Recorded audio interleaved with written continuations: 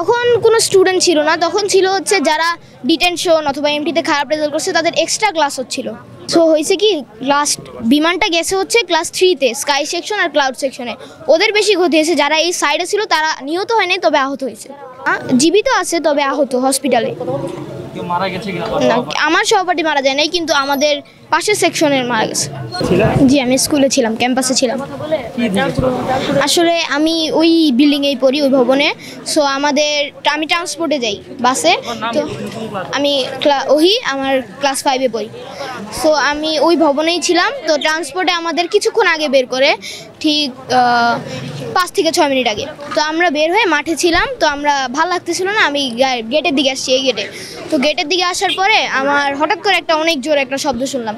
শব্দ শুনে আমি ক্লাসের ভিতরে ঢুকলাম। ভিতরে ঢুকে দেখি যে এইরকম অবস্থা। তখন কোনো স্টুডেন্ট ছিল না, তখন ছিল হচ্ছে যারা ডিটেনশন অথবা এমটিতে খারাপ রেজাল্ট করছে তাদের এক্সট্রা ক্লাস হচ্ছিল। প্রতিটা ক্লাসে ধরেন 10 জন করে ছিল। তো হ্যাঁ, প্রেজেন্ট ছিল প্রতিটা ক্লাসে, যে রেগুলার যেটা হয় আর কি, 38 থেকে 38 জন। সো হয়েছে কি, লাস্ট বিমানটা গেছে হচ্ছে ক্লাস 3-তে স্কাই সেকশন আর ক্লাউড সেকশনে। ওদের বেশি ক্ষতি হয়েছে, যারা এই সাইডে ছিল তারা নিহত হয়নি, তবে আহত হয়েছে। জীবিত আছে তবে আহত হসপিটালে।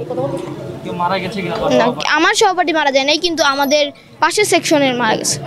তবে উচিত ছিল যেটা, যে আমাদের এই লোকাল ওয়ের উপরে বিমানটা উড়ানোটা ঠিক হয় নাই, সেটা একটা খালি জায়গায় উঠাইলে ভালো হতো। কারণ যেহেতু